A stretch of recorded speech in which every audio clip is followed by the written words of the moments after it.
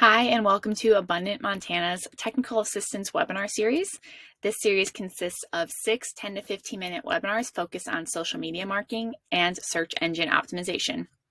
And at the end of each webinar, you will be assigned around 30 minutes of homework. You are now watching Module 6, where we'll focus on search engine optimization.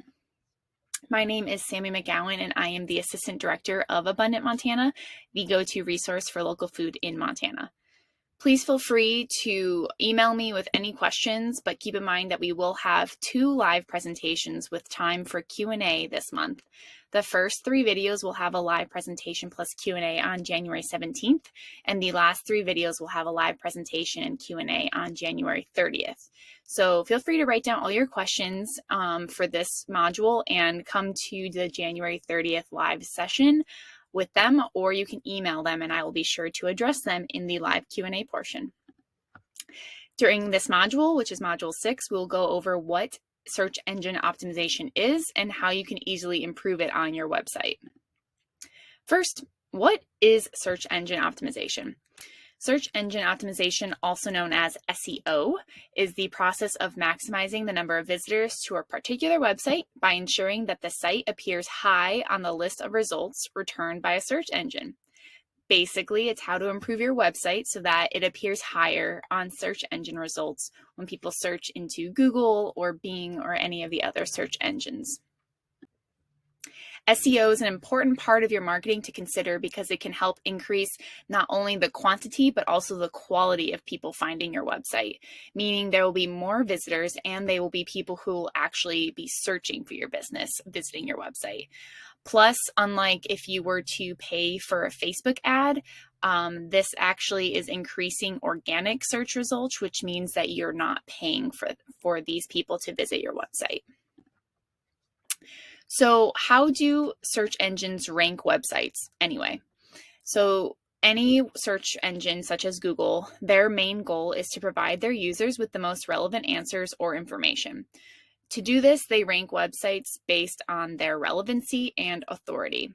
Relevancy is how closely your website relates to what the user was searching for, and authority is how popular your website is. Search engines basically assume that the more popular your web pages or your website is, the more valuable content they have on them.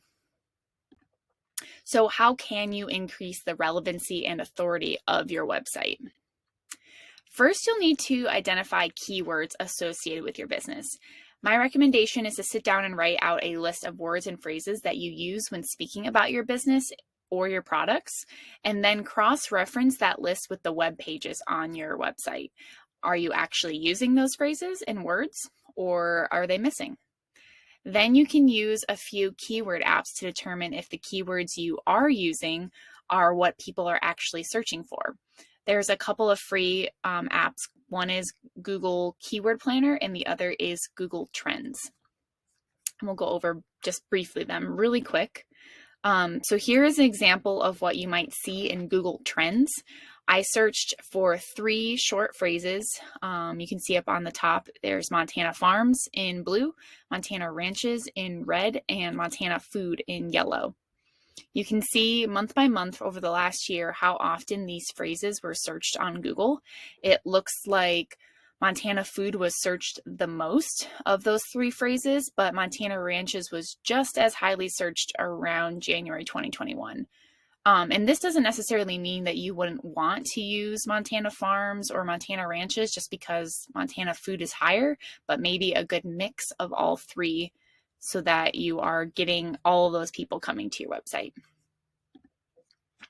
Keyword Planner is another keyword app, and it has a lot more information, which can make it a little bit more confusing. But if you're using it at a high level, I think it can still help you narrow down your keywords.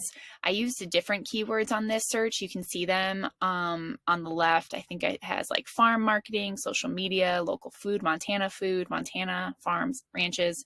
And it shows the average monthly searches for each of those terms. And so you can see that Montana and farms and ranches, those 3 at the bottom of the first part, are the most highly searched out of all of those terms, but they're very general. So that makes sense. When you get into more specific terms, obviously they're going to be searched less because they're more specific. So beyond using keywords in your website, here are some other very simple tips to improve your overall SEO of your website. So the first one is keep URLs simple. Search engines prefer short URLs as opposed to a long stream of words. So for example, if you have a web page that is like 3 tips on how to use the whole cow when you buy meat or something like that, you're going to want to shorten your URL to be more concise. And so maybe your URL, instead of that whole title, it's more of like tips to use the whole cow as opposed to that whole string of words. And that would be better for your SEO. Number 2 is to consider photo size. Search engines use the time that it takes to load a page as an indicator of quality. And so photos that are too big or too high of quality can actually slow download time and, make your SEO worse. Number 3 is to not duplicate content. Search engines consider duplicate content as a negative factor. So you're going to want your web pages to be fairly specific. And then number 4 is be aware of dead links. So links that lead to a page that is no longer existing is a bad experience for the reader. And so therefore your page will be penalized by search engines. 4 more tips. So number 5 is to create authentic content. So use your keywords to create valuable content such as blogs, and also just your main website pages. Number 6 is to use social media. Your website is not the only web page that Google values. Putting keywords in your social media bios as well as your content will be very good for your SEO. Number 7 is to break up text with photos. So posts with photos give the user a better experience rather than a large block of text. And lastly, add tags and descriptions to photos. So this helps visually impaired people as well as helping Google rank your website. And I'll go over that just 1 second in the next slide. So how exactly do you add tags and descriptions to your photos? It differs based on the website you use, but it's most likely where you upload your photos. This is how it looks when you use WordPress. So you can see that the name of the photo I uploaded is displayed. So be sure to name your photo something descriptive other than IMG, image 0976 or something like that. Save your photos as something descriptive. Like for example, this photo was curried butternut squash. And so that actually is a back-end way of getting people to your website more. And then beyond that, you can add alt text. And this is where it does help visually impaired people because they have an app on their phone that reads alternative text. So that's where you would put in something descriptive of what the photo is of.